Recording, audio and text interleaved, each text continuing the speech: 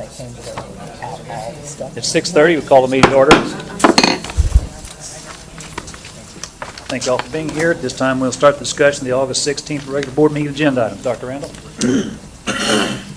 President, the first item is we ask the board to approve the memorandum of understanding between Houston Galveston Institute and Lamar Consolidated for mental health services provided for students and families.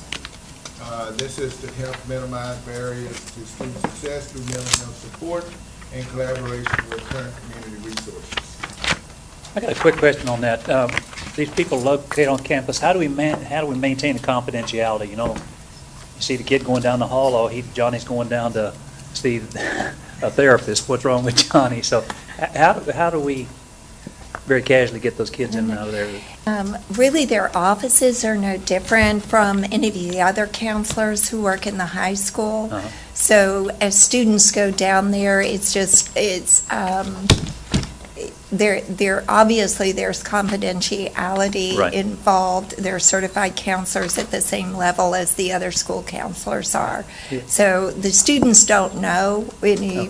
why anyone would be walking into those offices unless No, the students chose to tell them. Most of them are in suites, so Okay. when they walk Okay, good. out of the hallway, they walk into the office, they could be going to see either one of them. I know we just See try to make the anyone. kids as comfortable as possible, and I just was curious. Thank you. You're welcome. Yes, ma'am. Question two. I'm sorry. When I was reading this, and then reading the child safety and wellness model, Mhm. it seemed to me like it's kind of crossing over. It actually, socio-emotional learning is a large umbrella that covers a lot of different initiatives underneath it, and this is one of those initiatives to make sure that there is support and help for students who are experiencing some of the issues that are described in the MOU. Okay. Am I confusing that one offers services after hours and one during school? Some of them do, yes, ma'am. So is that under the wellness, or is that under this agreement? Safety and wellness are a part of the whole socio-emotional learning. If you look at the common values on page 27 in the middle, the things that it describes, there are common values that are a part of good socio-emotional well-being for students. And so each of the prongs of this MOU support that common well-being for students. Is that helpful? Yes, I was just trying to figure out as far as counselors, like at the junior high, it's at 2.5 days per week because the counselor has to split her time between the two schools. Yes, ma'am. They go back and forth between those two schools, and because of the design of our 6, 7, 8, and 9 through 12 complexes, it's fairly easy to do. I believe it describes in the MOU that time for those 3 grade levels obviously is going to be dictated if there's a special emergency or there's a reason that they need to spend more time at one campus than the other. Those arrangements are made just as they would at a high school. When you serve 4 grades, you toggle back and forth in between the grade levels. So it is a suggested amount of time that's open. It's porous time according to the needs of the students. Okay, so, because every once in a while I'll hear a counselor saying, you know, we're being split, and that it's not that ideal situation. So are we looking at it that we possibly will need, as we are increasing more and more children, we're needing more counselors rather than the 2.5 day split? Yes, ma'am. Dr. Roberts had submitted, when we did our socio-emotional learning approach, a 5-year plan for adding counselors.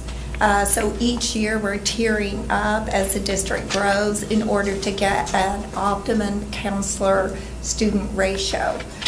This year, for example, we added 2 additional counselors. to our title campuses and at the high school level, and that was our first step. That was our year one move, and then we've also supplemented that counselors, or the number of counselors, through using foundation grants as well.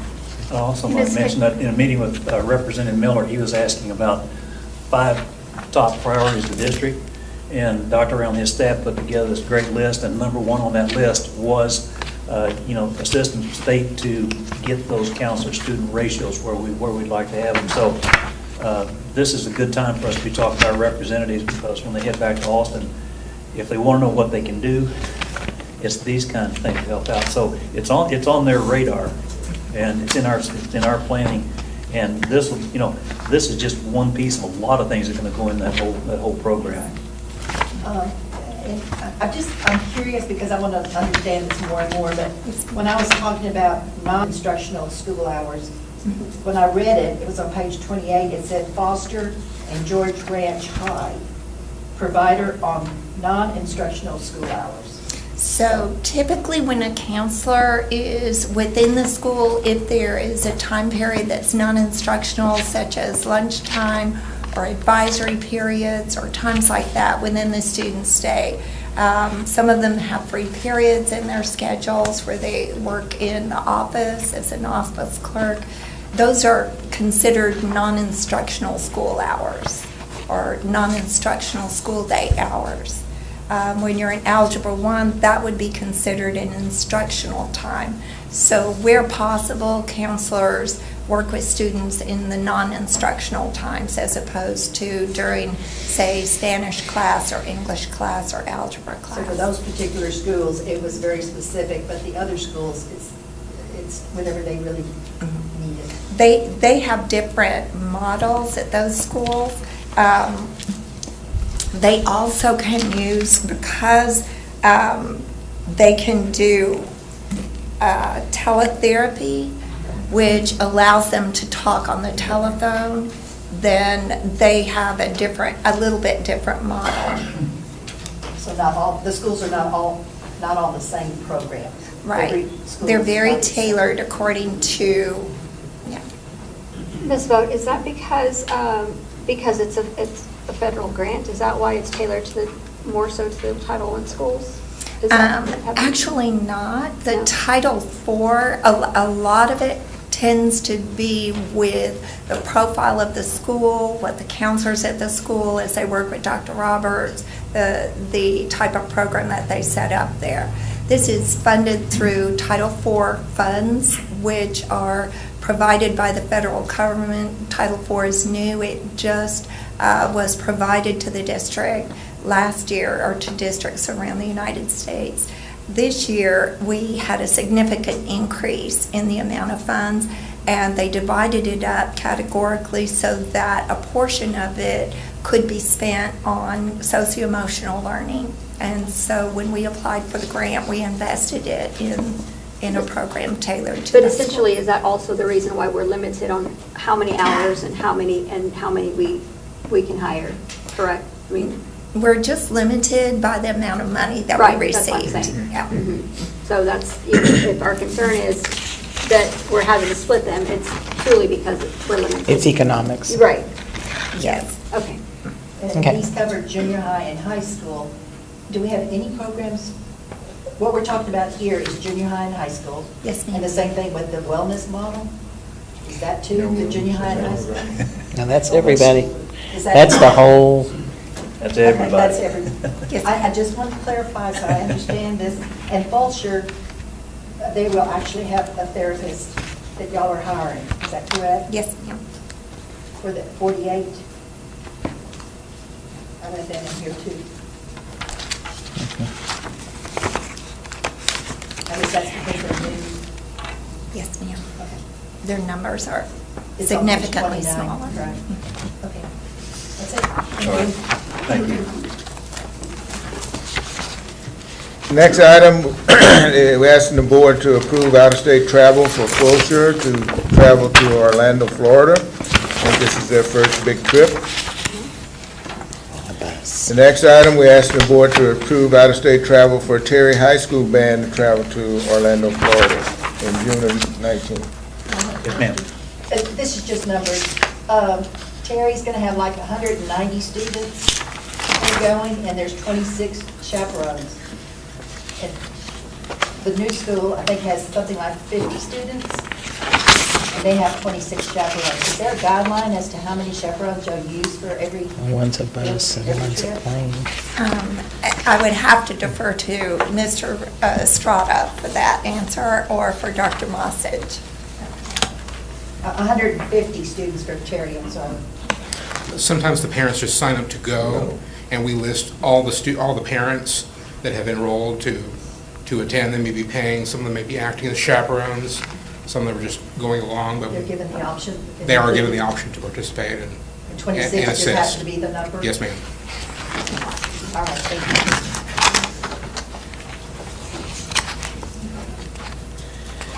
The next item, we ask the board to consider adoption of the 2018-19 general operating child nutrition and debt service fund budgets.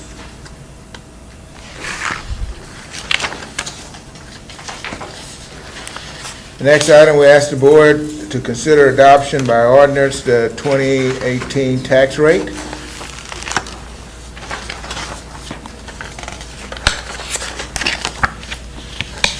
The next item, we ask the board to consider approval of the submission of 2018 tax year appraisal roll and new property value, as well as the 2018 tax year certified appraisal roll totals. It's kind of interesting to start going through there and see how they slice the pie up. And how many exempted properties we have. How more keep coming to us. Next item, we ask the board to consider approval of the anticipated tax collection rate of 100% for 2018 tax year.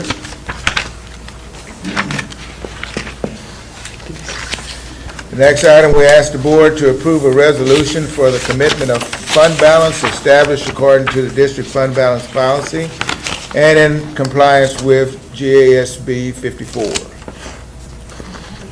Yes, ma'am.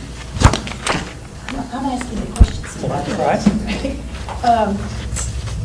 On the land purchases, I keep $2 million in my head.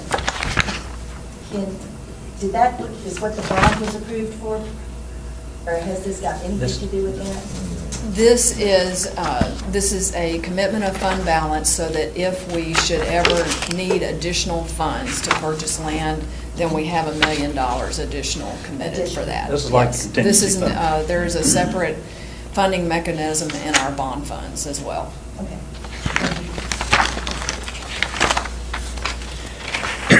At your place was the 2018-19 compensation plan. And we ask the board to approve. Well, just roll it on out there. I had way too much time on my hands yesterday. I know we realigned the department heads and changed titles and everything. Did we eliminate any of the positions That's a good In the reorganization, in the reorganization? I believe all No. positions were restructured. Restructured, or they didn't say report to anybody, that's different what she's people, talking about. but we did not eliminate any No one lost. positions. Yeah, so. You trying to see if we saved any money? Just want too loud. anybody to lose their jobs. Do you know of any positions that we've added? We did add positions, several. Several? Safety coordinator being one. And that's all in our budget.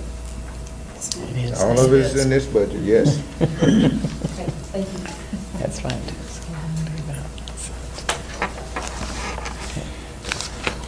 The next item is ask the board to ratify the quarterly investment reports.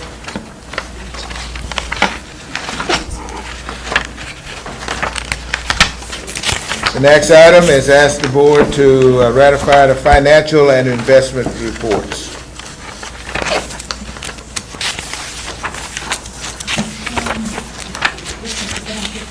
No, that page 61 is wrong.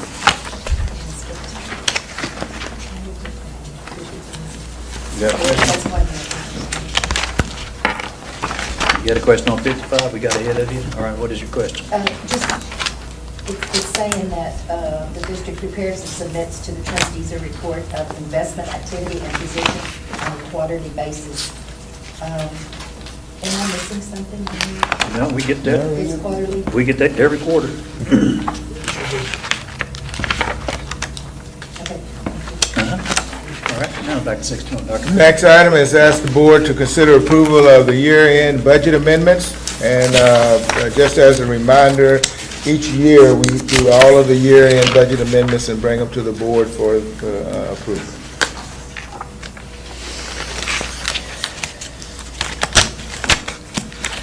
The next item, we ask the board to review and approve the district's investment policy to comply with the Public Fund Investment Act.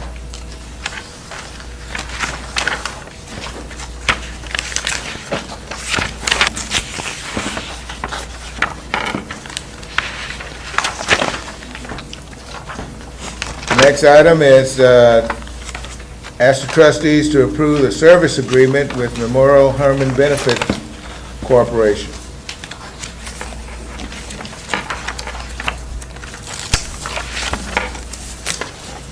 And that's separate than our athletics agreement with them, right? We have two separate agreements. So there's two separate. Yes. For two schools. Two schools. The first one being, well, we'll get to it. Being Terry High School, and then the other one is Lamar High School. Next item is the board to ratify donations to the district.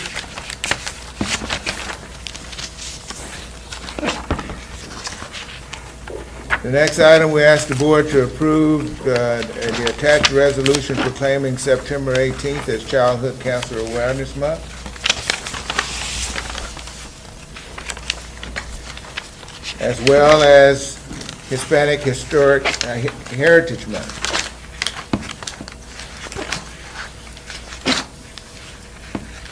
The next item, we ask the board to approve the nominations of, and That would be Justine Durant and Tony Hopkins. Tony Hopkins showed up here at our last meeting and introduced himself, and then Justine Durant is Spring ISD and submitted some similar information to me. So on Thursday, I'll ask you if you have interest to support their nominations. Who was the other?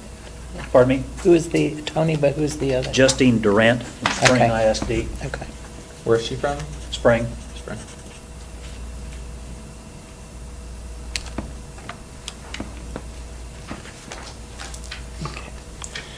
the next item, we ask the board to approve the CenterPoint Energy Facilities Extension Agreement and blanket easement for the installation of electric services at Culver Elementary School in the amount of $6,200. Next item, we ask the board to approve the CenterPoint Facilities Extension Agreement for the installation of electric service at Roberts Middle School in the amount of $3,800.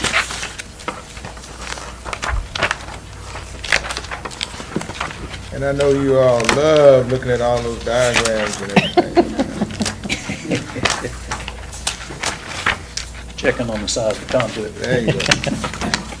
The next item is, we ask the board to approve amendment number 5 in the amount of $38,700 to the RFQ for full coverage, maintenance, and service agreement with the Texas Air Systems, and authorize the board president to execute.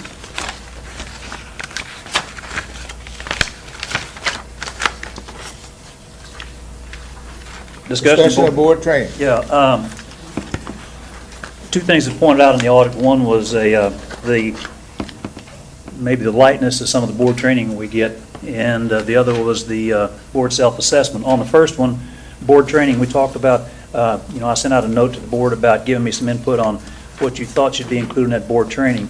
What I'd like to do at the Thursday meeting would be to appoint a committee of 3 folks to actually put together what that would look like. Here are the list of topics that we'd like to have our board members go through, and with some little description of each one of those, because, and Catherine put out a pretty good list, so you might imagine that you might be on that committee appointment on Thursday. I'm going to do this, a person with 1 year experience, a person with 3 years experience, and a person with 5 years experience on this board, so you can start to imagine who that might be. Anyway, on Thursday, I will appoint that committee to start developing the outline for that curriculum for our new board members. One of the other things that Catherine brought up that I thought was really interesting is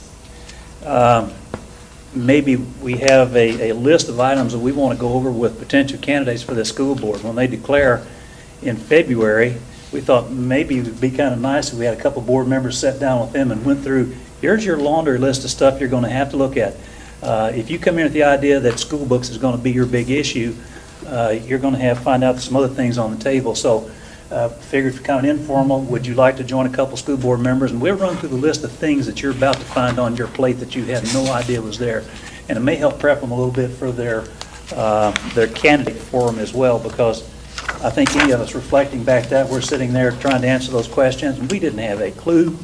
And we want to try to clue those folks in a little bit, and maybe they'll decide they don't want to do this, or they'll decide, yes, this is a really good thing. So that's something we'll take a look at as part of this training, is potential board members, giving them a peek behind the curtain a little bit. And it would be nice if we could have something ready to hand them when they come in to say they want to run, then they need something that can be handed to them right then. Well, we can actually hand them that list. Here's a list of topics Yeah, we'd like to talk a about. little packet of.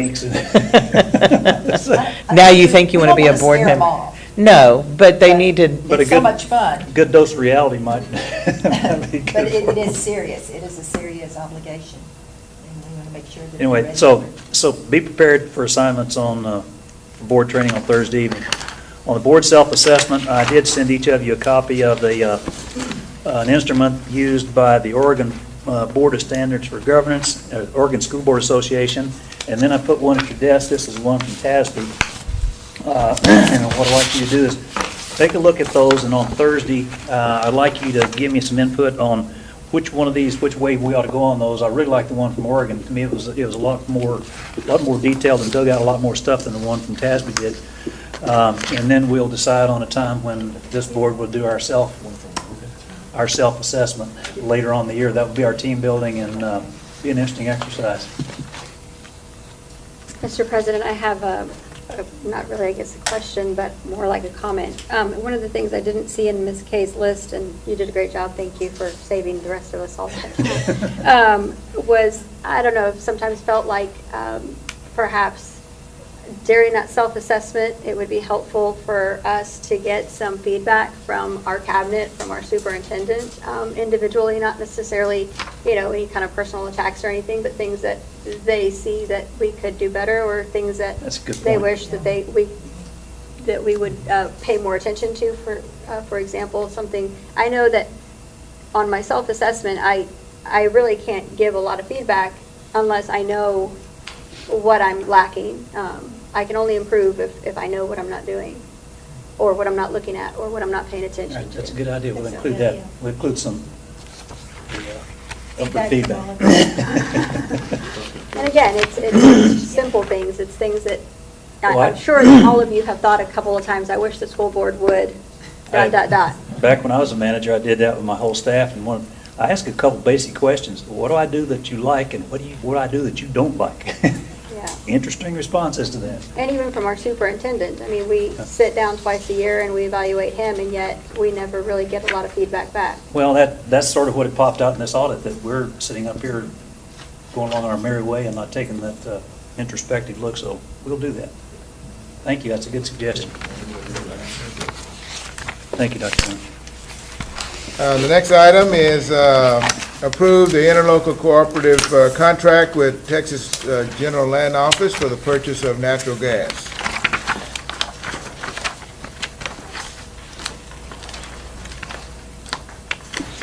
The next item is for the board to approve the appraisal calendar for the 2018-19 school year. And the next item is that the board approve the appraisers who have recently become certified and that they are new to Lamar CISD. The next item is they ask the board to approve the purchase of interactive flat panels and installation hardware and services from Pro Computing in the amount of $790,000, electrical work from Urbish Electrical in the amount of $2,988, and project management services from Go IT according to the existing project management agreement estimated at $13,000.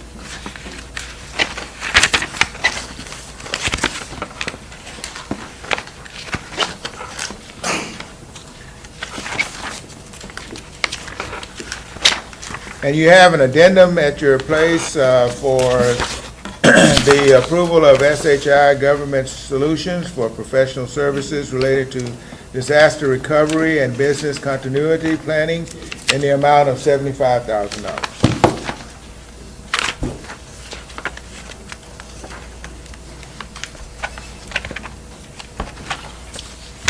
Before we get into the information items, do we have any audience patrons tonight? There were none. All right, thank you very much.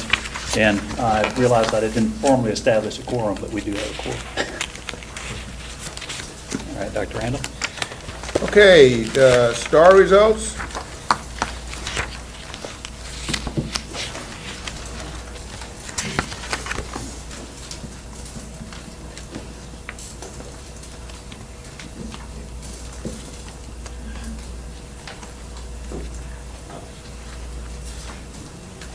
As far as STAR results and the accountability, we will have a presentation Thursday evening that covers both of those topics.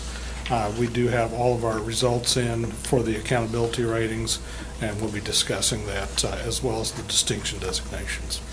All right. Thank you.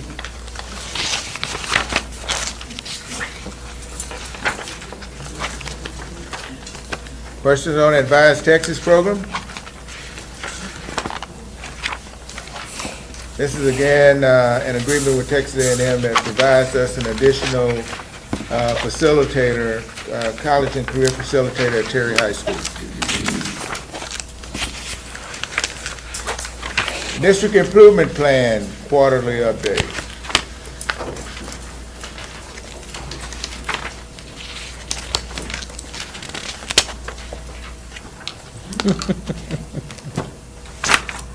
The district improvement plan update is a review from last year's improvement plan, just to give a status update and where we are currently.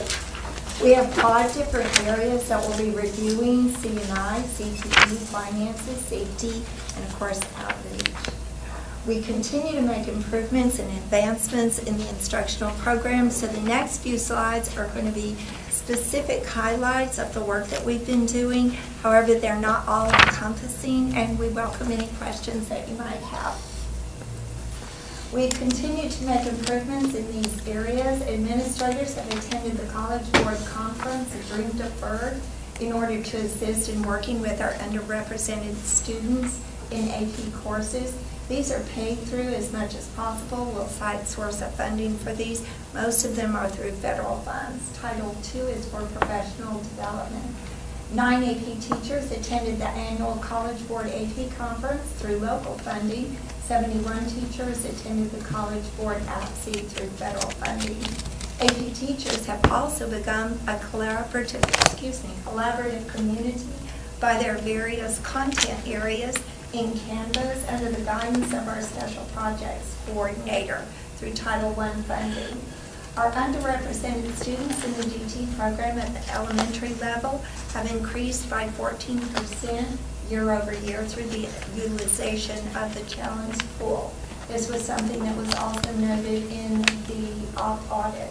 Student enrollment in dual credit classes has increased from 235 for the upcoming year to 740, primarily due to the MOU with Lone Star College and the variety of different courses that are available to our students. Each core content area, including staff development, has completed their strategic action plan for the prior year. This sample is just an end-of-year report from the area of social studies. They turn in these reports at the end of the summer after all of revisions in the curriculum and additions have been taken care of. Sheltered instruction for our English language learners has been implemented through staff development. When Mr. Moore gives our report, you'll see that we have significant gap closing with our English learners throughout the district. This has been through staff development, very specific targeted learning blocks, instructional modeling by experts in the area, data mining, and we've had some very successful cohorts of teachers who meet after school here at Brazos Crossing on their own time to work and collaborate together in those cohorts. We started with just 30 teachers in the cohort a couple of years ago. Now we have over 107 teachers applying to participate in the cohorts, and we're steadily increasing that throughout the year. We're really excited about the success of that. To help ensure timely intervention, Skyward is accessed on a scheduled basis and reports out to administrators. All students who are struggling are in danger of failing every reporting period and every progress period, so administrators can take appropriate action. The DIP has been fully executed, and there have been numerous opportunities for training our special education teachers, particularly in inclusion, and these have been made available on a quarterly basis. This is an example of one of the quarterly reports on how many teachers are attending and in what topic areas. The principal's desktop is ready for deployment. Our cabinet has been working with Ray in order to create the folders under each of the major tiles that are existing. We're really excited about this. The principal's desktop is designed to house all operation manuals, the district master calendar, and those things that a principal needs to put their hands on immediately and need the most current iteration of that document, whether it's from the state, from the federal government, or its local policy. The SIDs were moved to the department, the SIDs were changed their title to Department of Technology Development. They reflect their work more accurately by changing their titles to Digital Learning Specialist.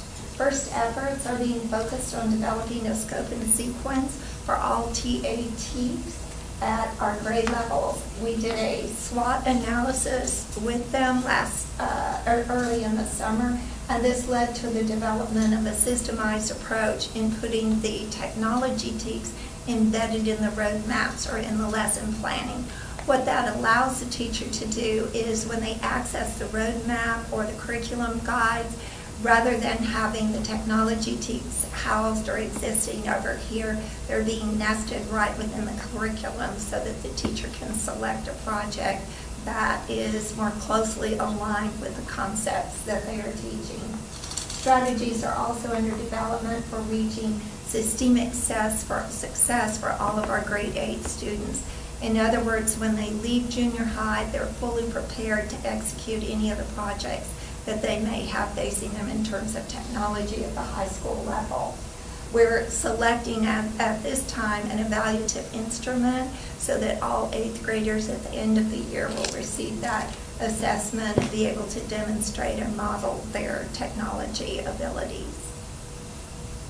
Librarians have attended national conferences utilizing federal funds.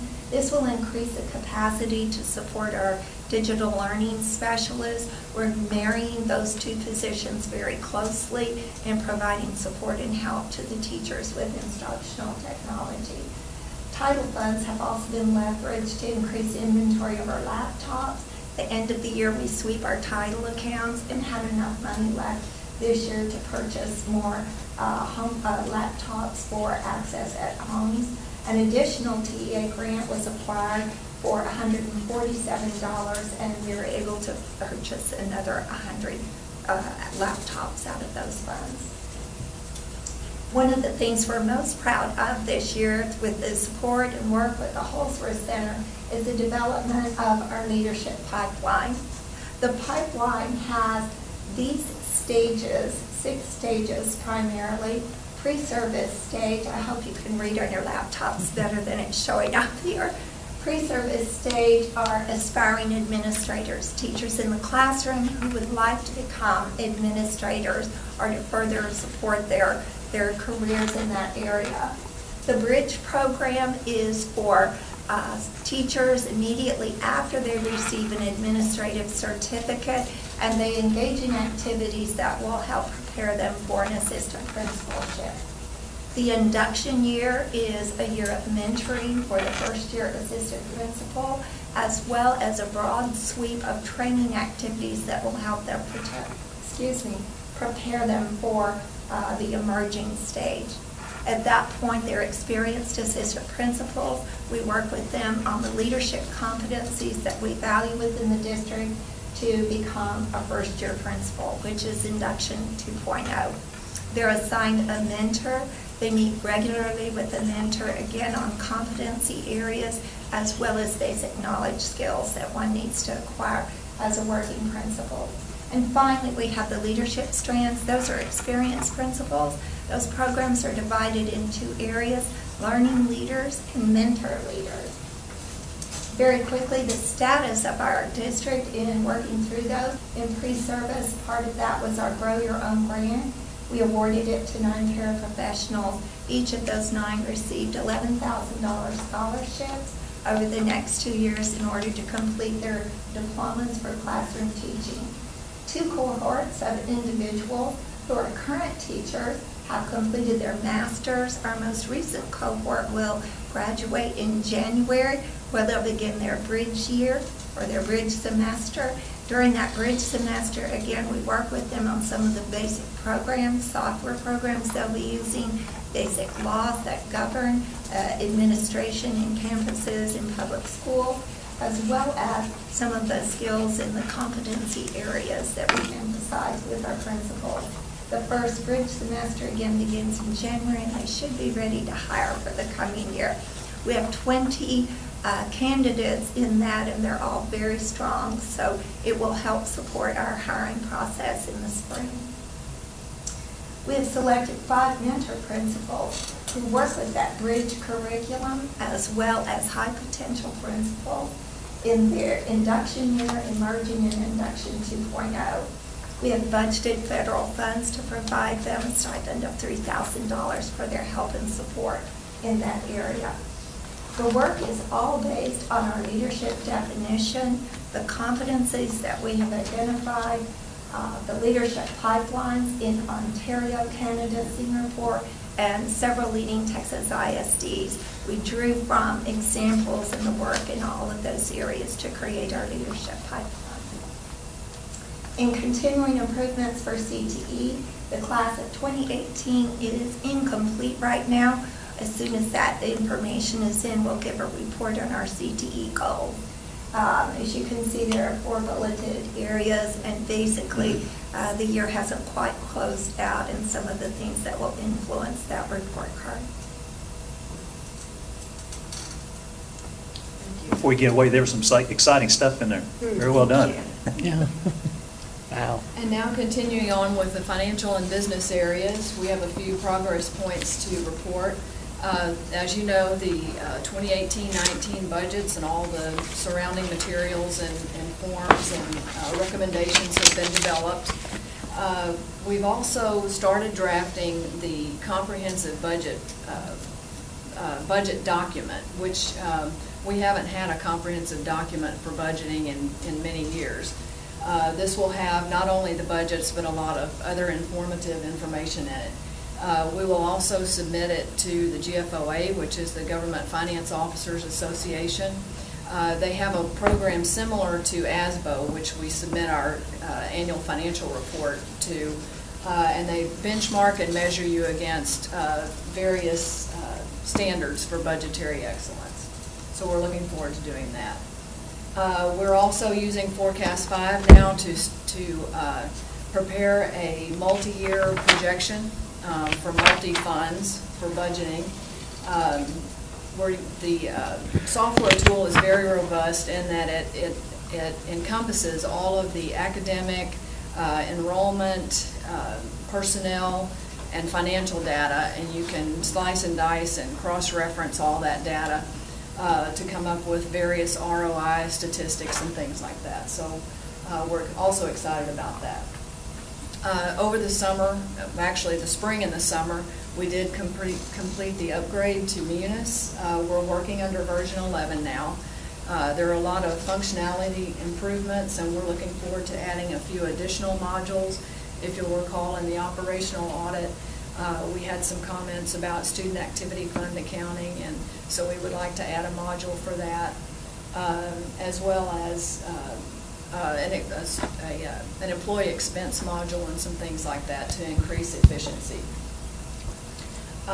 We've also made some strides in the bus trip processing area, as well as timekeeping in Kronos. We'll probably be upgrading Kronos soon as well, which will be another part of this. The payroll and HR departments are working on another way to deliver electronic W-2s, and hopefully that'll be up and ready to go for the 2018 W-2s, which are released in January. A committee was comprised of both central office and campus personnel. Another recommendation in the operational audit was to review the records and the data regarding our textbook inventory, which we've done that, cleaned up the records and the procedures in that area. And there's also a district vendor report that's available in our intranet, where campuses and others can go in and rank and evaluate our vendors, and we can compile a report as far as their competencies. That was also in the operational audit. With respect to our restructuring activities, we restructured the child nutrition department, which is food services. We've added some personnel and also changed some job duties and combined some different things, in addition to realigning it with the rest of the support services departments. We're hoping that these changes will help us to increase participation in the meal service areas by making the food more attractive, improving nutrition, and things like that. We're working on adding evening meal service and also meal service at additional locations and expanding the catering operation. And we've also added the 6 campuses to the CEP program for 18-19. Again, the overall organizational restructure is complete, as we talked about earlier. And in the area of HR, the staffing allocations for 18-19 have been realigned with the demographer's report, and we've actually increased by 105 classroom teachers this next year. In the past year, the hiring practice resulted in a 2% increase in teaching staff diversity, and this is actually the 6th year in a row that we've increased diversity in that area. As of August 6th, 23 administrative positions have been hired, and of that, 48% are minority, which is also increasing the diversity of our administrative positions.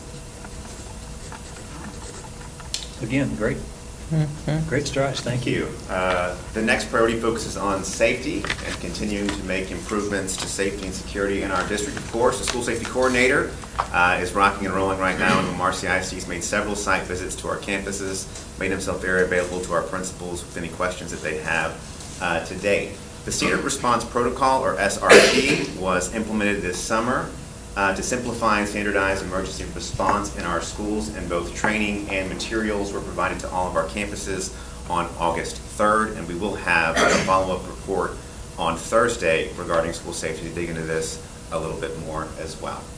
The Lamar CISD Whole Child Safety and Wellness Model was developed. You might recall that Dr. Roberts came and visited a few months ago about this, but it focuses on social well-being, emotional well-being, college and career readiness, environmental well-being, mental health, growth mindset, and a future focus. So that will be in place for the 18-19 school year. Also, the Character Counts framework was implemented over the summer, and this framework aims to improve the academic, social, emotional, and character development domains by infusing 6 core ethical and performance values into each campus. You might have seen the banners hanging outside. Those are the values, which are trustworthiness, respect, responsibility, fairness, caring, and citizenship. If you visit a lot of our campuses, all of our secondary schools, you will see these banners hanging up in the hallways, on the pillars, reinforcing that for the 18-19 school year. In terms of outreach, continue to develop a coordinated board administration outreach communication program for the community. As you know, the Holsworth Center has agreed to facilitate a comprehensive strategic plan. Conversations are underway and a plan is in place to implement that process this coming fall. In fact, a meeting is scheduled with the Holsworth Center next week to move that process along. The Executive Director of Student Programs facilitated a committee of finance and academic departments to create the first draft of the Affiliated Organizations Manual in Lamar CISD. So the committee is in the process of soliciting feedback right now from affiliated organization representatives prior to the development of the launch, and that would include PTOs, PTAs, boosters, and all of those organizations. 4 focus groups were held in June right after the school year ended to discuss internal communications in Lamar CISD, and those focus groups included central office, support staff, principals, and our campus staff.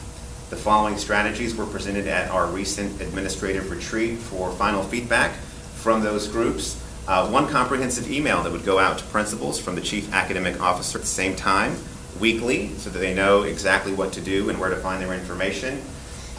Principal desktop, as Ms. Vogt mentioned earlier, which is a comprehensive piece of our intranet where they can put their fingers on the things that they need. Feedback loops during meetings, whether that's turn and talk at the beginning of a meeting, and then talk to the speaker at the meeting, or maybe exit tickets at the end of the meeting so that everybody knows in terms of, was that meeting useful, was it beneficial, and we have really improved two-way engagement and communication. And we're also looking at the relaunch of LamarNet, which is our intranet, and we really want to make sure that what we have in place for our intranet makes sense for our employees, it's information they're wanting, and makes sense for them to go look at. And then finally, the Lamar CISD School Board was named the 2018 Region 4 Outstanding School Board. It was named the 2018 Texas Honor Board, and we are so proud to say that the school board is a top 5 finalist for Texas Outstanding School Board.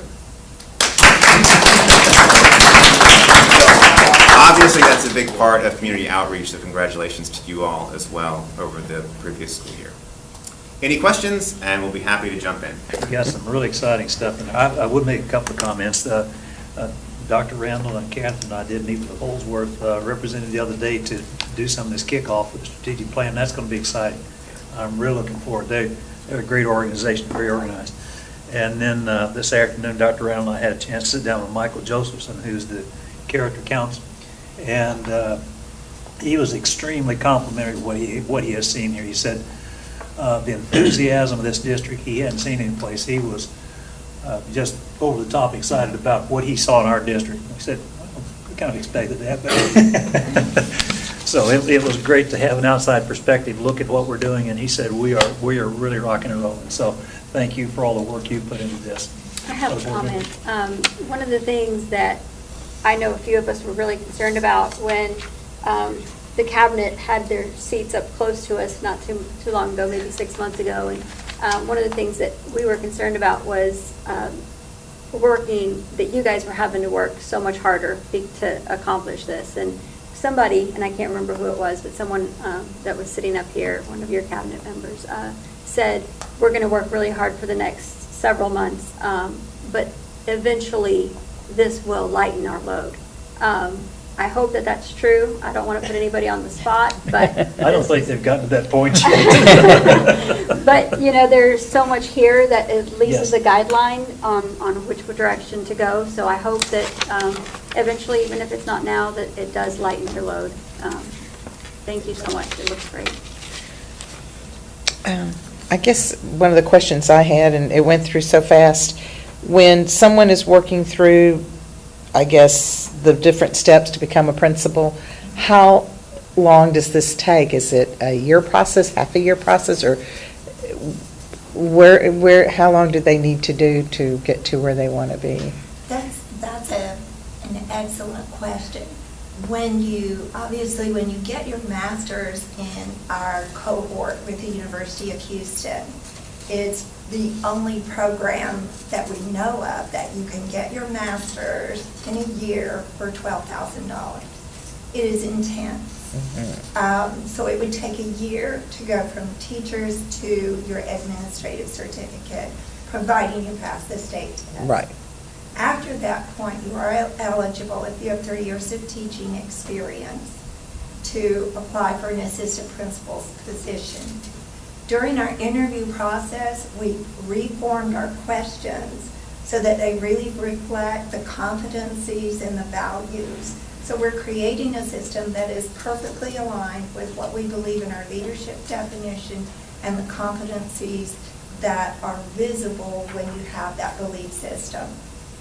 It depends on the growth of that candidate in Okay, terms of that's their what- leadership journey, on how quickly they become a principal.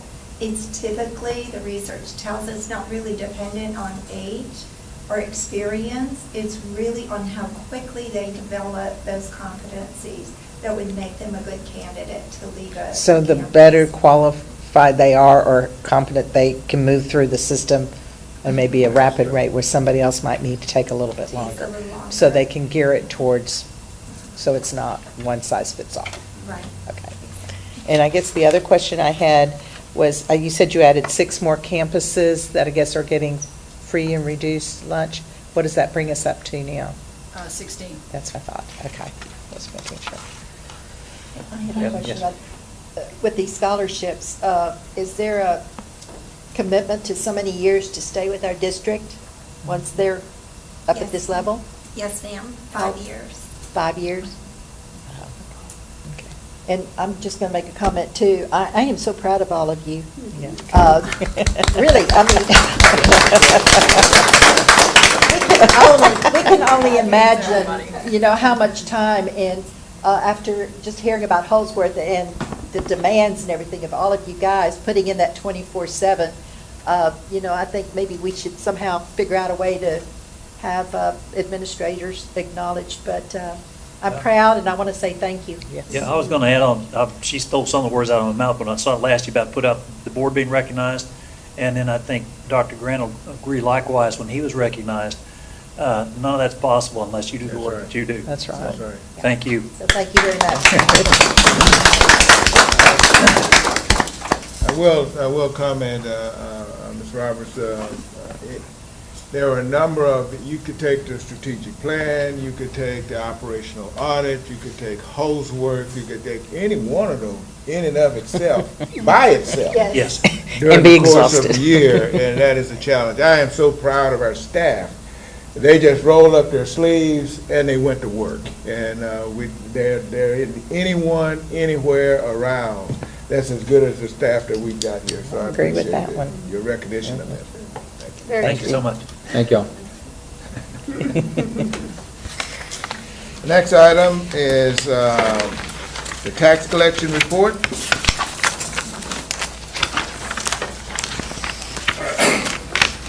And then you have conversion and remarketing of bonds.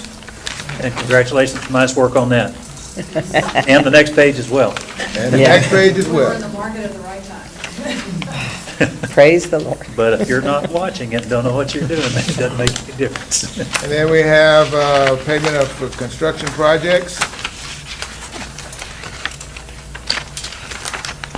2014 bond report. I would like to comment on that. If you start adding the numbers up there, it looks like at this point in time, there's an expected about $2.8 million in underruns on our budget. So more good work from y'all. Thank you. 2017 bond referendum construction update.